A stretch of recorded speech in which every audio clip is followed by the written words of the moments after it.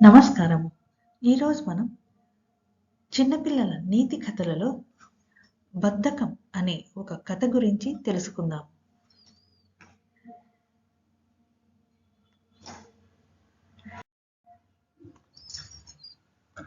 ఒక ఊరిలో ముగ్గురు బద్ధకస్తులైన స్నేహితులు ఉండేవారు.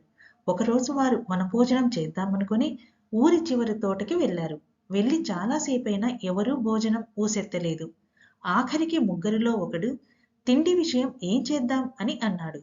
రెండోవాడు బియ్యం తెచ్చానన్నాడు. మూడోవాడు కూరలు తెచ్చానన్నాడు.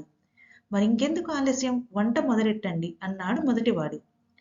అగ్గిపెట్టే కట్టెలు లేవు కదా అనుకున్నారు. అప్పుడు మొదటివాణ్ణి ఆ రెండూ తీసుకురమ్మన్నారు. అసలు వంట సంగతి గుర్తు చేసింది నేను, నాకే మళ్ళీ పని చెబుతారా అని కోపగించుకున్నాడు మొదటివాడు. కానీ మేం సరుకులు తెచ్చాము కదా అన్నారు మిగతా ఇద్దరు. ఆఖరికి ముగ్గురు కలిసి ఒక ఒప్పందానికి వచ్చి ఆ క్షణం నుంచి ఎవరు ముందు మాట్లాడతారో వారిదే అగ్గిపెట్టే కట్టెల బాధ్యత అని అనుకున్నారు. అంతే, ఆ ముగ్గురు మూతి బిగించి కూర్చున్నారు. సాయంత్రమైన ఒక్కరు కూడా మాట్లాడలేదు.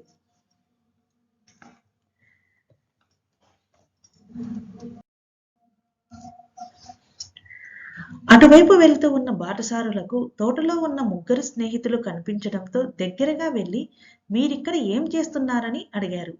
ఎన్నిసార్లు అడిగినా వారి నుంచి సమాధానం రాకపోవటంతో దొంగలై ఉంటారని భావించి రాజభటులకు అప్పగించారు.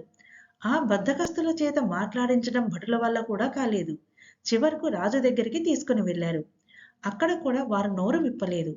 విసిగిపోయిన రాజు 100 కొరడా దెబ్బలు శిక్ష వేసేసరికి వారిలో ఒకడు భయపడి నోరు విప్పి నిజం చెప్పగా సభలోని వారంతా నిర్ఘాతపోయారు.